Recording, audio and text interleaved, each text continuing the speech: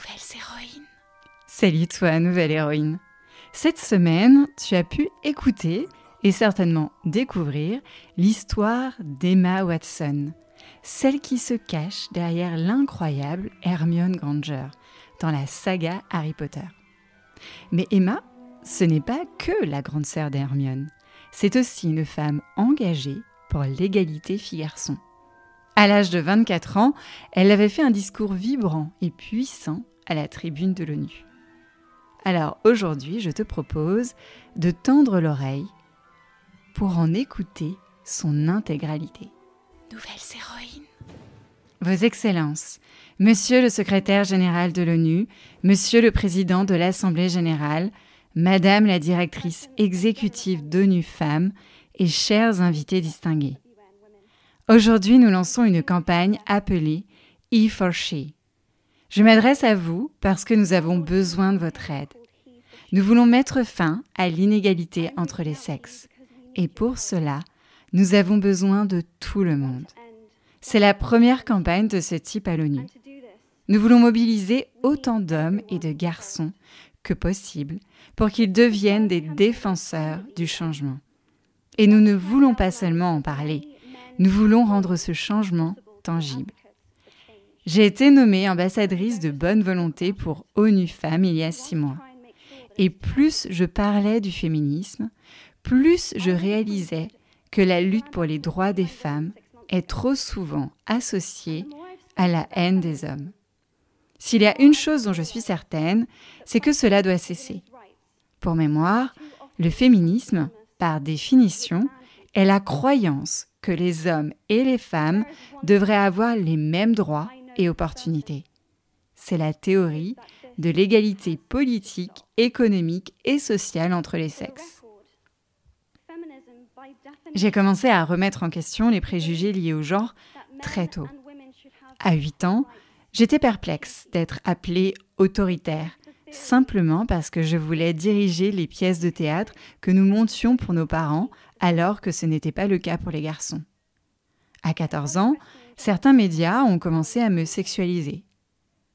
À 15 ans, mes amis ont quitté leurs équipes sportives préférées parce qu'elles ne voulaient pas paraître trop musclées.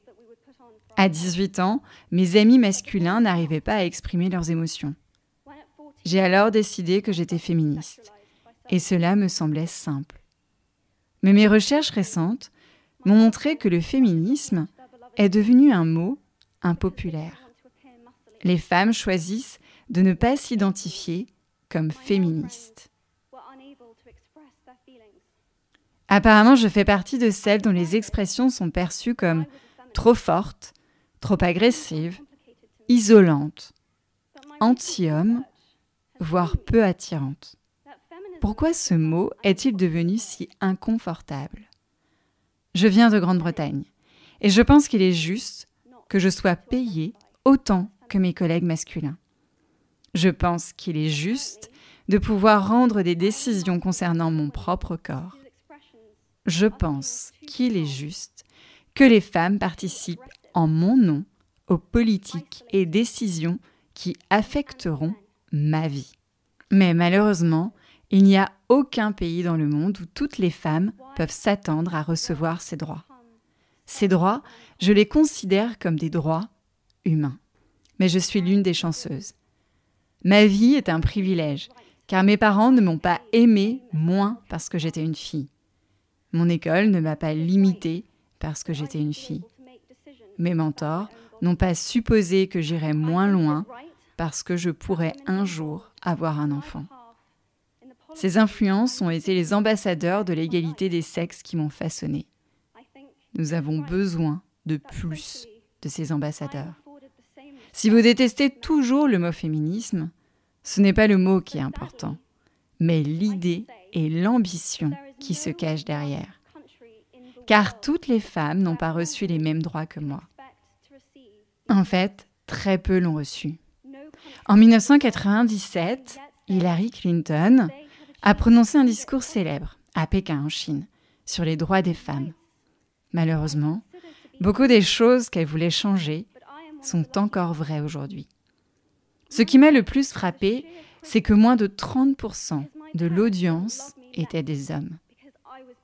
Comment pouvons-nous changer le monde si seulement la moitié d'entre nous est invitée à participer à la conversation?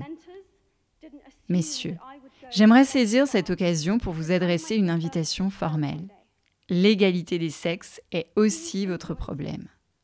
Nous ne parlons pas souvent des hommes emprisonnés par les stéréotypes de genre, mais je vois qu'ils le sont. Quand ils seront libres, les choses changeront naturellement pour les femmes. Si les hommes n'ont pas besoin d'être agressifs pour être acceptés, les femmes ne se sentiront pas obligées d'être soumises. Si nous arrêtons de nous définir les uns les autres par ce que nous ne sommes pas et que nous commençons à nous définir par ce que nous sommes, nous serons tous plus libres. C'est ce qu'est E for She. Cela parle de liberté. Merci infiniment. Nouvelles héroïnes. Le discours d'Emma Watson à l'ONU est un appel à l'unité et au respect. Alors voici quelques points à retenir et à écrire sur un post-it, à coller à un endroit où tu peux le visionner tous les jours. Être féministe, c'est vouloir l'égalité. Emma explique que les garçons et les filles devraient avoir les mêmes droits, comme être payés pareil ou pouvoir choisir ce qu'ils veulent faire dans la vie. Ce n'est pas juste un problème de filles.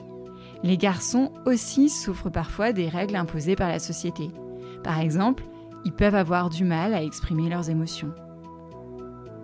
Chacun peut faire une différence.